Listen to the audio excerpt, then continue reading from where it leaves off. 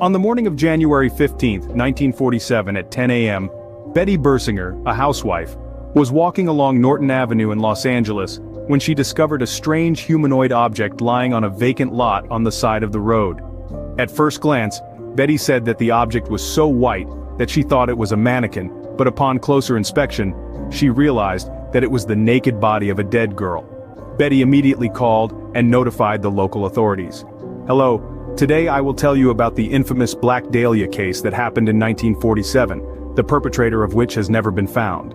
The body found was that of Elizabeth Short, also known more popularly as the Black Dahlia. This was probably because she had raven black hair and often wore black clothes. Her body was cut in half at the waist and some small parts of her body were also cut off. Although Elizabeth was brutally murdered and mutilated, her body had no blood on it.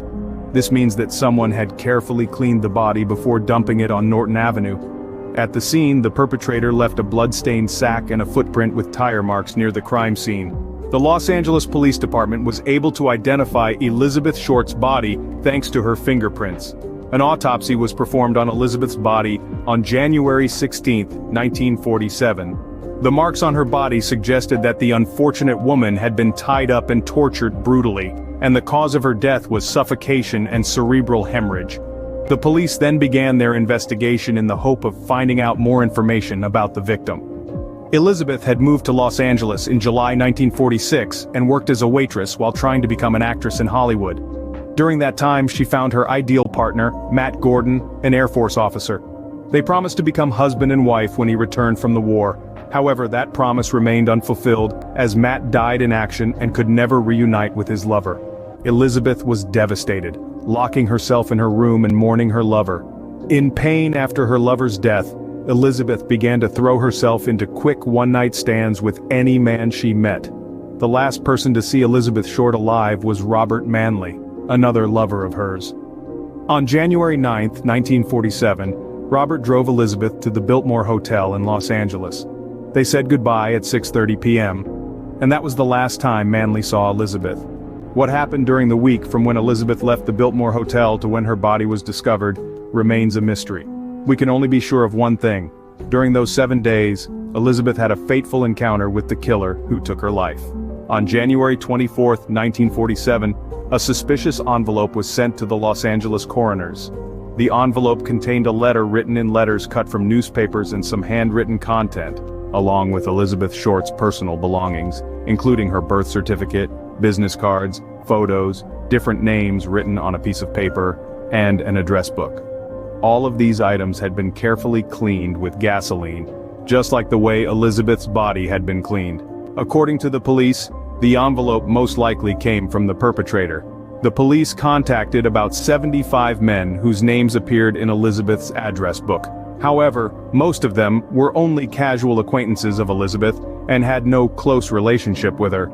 After examining Elizabeth's body, authorities believed that the perpetrator had medical knowledge, so the police questioned people at the USC School of Medicine, which was located near where Elizabeth's body was found. However, after questioning and searching, they still could not find anything to help the investigation move forward. Although the efforts to find the truth gradually faded, the public's interest in the story remained undiminished. Elizabeth Short's unsolved murder case has inspired the content of many books and movies. The most famous is the book The Black Dahlia, a fictional novel published in 2008 based on Elizabeth's case. While the Black Dahlia case remains unsolved, many hypotheses about the perpetrator have been put forward, and a large number of people have actually come forward to confess to the crime. However, most of these confessions have been proven to be false. As for why this effect occurs when there are a large number of people who actually confess to crimes they did not commit, I can think of a few reasons. American police detectives believe that innocent people would almost never confess to a crime they did not commit, yet these cases are quite common. In the 1990s, when DNA technology began to be used to accurately identify criminals, researchers came up with 3 possible reasons. First, innocent people may voluntarily confess to a crime they did not commit to attract attention. Second, people who are interrogated by aggressive and angry investigators will confess to the crime just to end the stressful interrogation they are going through. These confessions are called false, compliant confessions. Finally, there are psychological problems. During the interrogation process, The person being interrogated may be convinced for a moment that they are the one responsible for the crime. In the Black Dahlia case, after it became widely known to the public at the time when newspapers vied with each other to write articles about the story, hundreds of people came forward to confess to the crime, and many of them could not even identify Elizabeth from close-up photos. Despite all the confessions, the case remains unsolved. Authors of crime series have even pointed out many similarities between the Black Dahlia case and the Cleveland's Torso murders that occurred between 1934 and 1938, where the killer's modus operandi also involved mutilation, dismemberment, and body modification. There were many suspects who were suspected of being the real perpetrator of the Black Dahlia case, including Leslie Dillon, a 27-year-old hotel clerk at the time, an aspiring writer, and a former funeral service employee who became a suspect when he sent a letter to Los Angeles Police Department psychologist Paul DeRiver in October 1948. Leslie expressed a desire to write a book about Elizabeth Short's case and also displayed his perverted and violent nature. Leslie suspected his friend Jeff Connors to be the perpetrator. However, after exchanging letters, psychologist Paul DeRiver came to believe that Leslie Dillon was the one who actually killed Elizabeth. The two men then agreed to meet to discuss the case further and to find Jeff Connors, the suspect in Leslie's hypothesis. On this trip, Dr. River was accompanied by an undercover police officer posing as a driver and bodyguard for River. On the trip to find Jeff Connors, Paul DeRiver believed that this person did not even exist, further strengthening his belief that Leslie Dillon was the real perpetrator, as he shared a lot of detailed information that only the killer of Elizabeth Short could know. He also seemed to be very familiar with the area where Elizabeth's body was found. Leslie Dillon was then arrested and taken to the Los Angeles police station and interrogated by psychologist Paul DeRiver. The police eventually found Jeff Connors, whose real name was Artie Lane, who was in Los Angeles at the time of the murder and was working at Columbia Studio, a place Elizabeth frequented.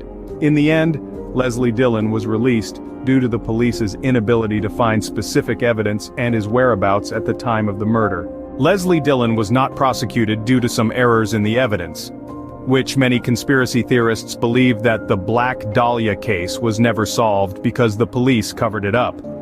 There were many details that indicated the perpetrator was an anatomist, or at least had sufficient knowledge in the field, as the bisecting cuts on Elizabeth's body were too precise. Only someone in the profession could have done so.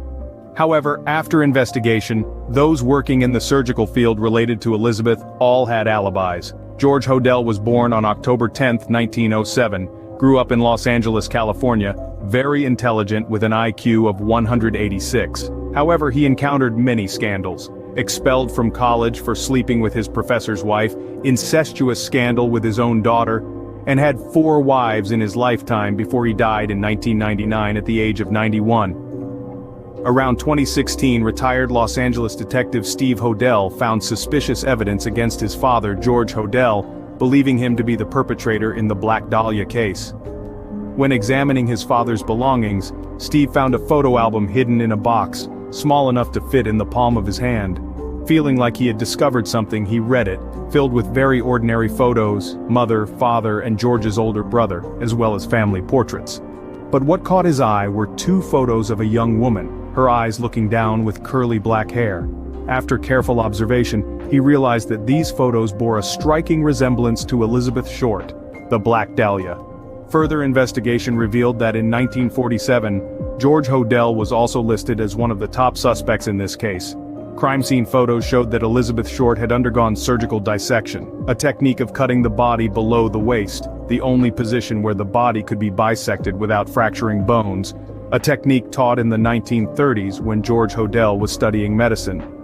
The letters sent to the press and police from the perpetrator also bore a striking resemblance to George's handwriting. Around 8 people at the time also affirmed that George and Elizabeth had a relationship in 1946. In 2003, in the archival documents of the Los Angeles County Attorney's Office, a tape was found with George Hodel's voice. Accompanying documents showed that in 1950, while still a suspect in the Black Dahlia case, George Hodel's house in Hollywood was bugged by the Los Angeles Police Department. In that tape, George said the following: "Let's say I am the one who killed the Black Dahlia. They can't prove it anymore. They can't trace my secretary because she's dead. They know I'm hiding something, but it doesn't matter anymore. She's already dead. Maybe I killed my secretary." Holder was also suspected in the murder case of Louise Springer in June 1949. Steve Hodel also suspects that before going to Asia in the late 1940s, George Hodel killed 10 young women, including actress Jean Spangler, who disappeared in 1900 while trying to abort her unborn child. Steve said that at the time, his father was the only doctor in Los Angeles performing abortions. Details from the Los Angeles murder cases led Steve to a series of other murders in Chicago. This led him to the murder of a 28-year-old woman named Lucila Lalu, whose body was found dismembered, very similar to Elizabeth Short's. Her body was found scattered around half a mile from George's house along a street named Zodiac. Indeed, at this point Steve found many connections between the Black Dahlia killer and the Zodiac killer. He feared this would go too far and people wouldn't believe him anymore. This story would become too crazy. The killers of the Black Dahlia and the Zodiac killer were the same person, and that person is his father. Steve believes that his father committed the murders inside or near the family home at the time. Steve said this house had a secret room that George forbade his siblings from entering. Suspecting that the bodies could have been disposed of nearby, Steve Hodel returned to the dog detected the scent of decomposed remains in multiple areas, and when a soil sample was taken for analysis later that year, the results showed that it tested positive for human remains. Many people have followed and supported Detective Steve Hodel's theory, many of whom are professionals in the detective and legal fields.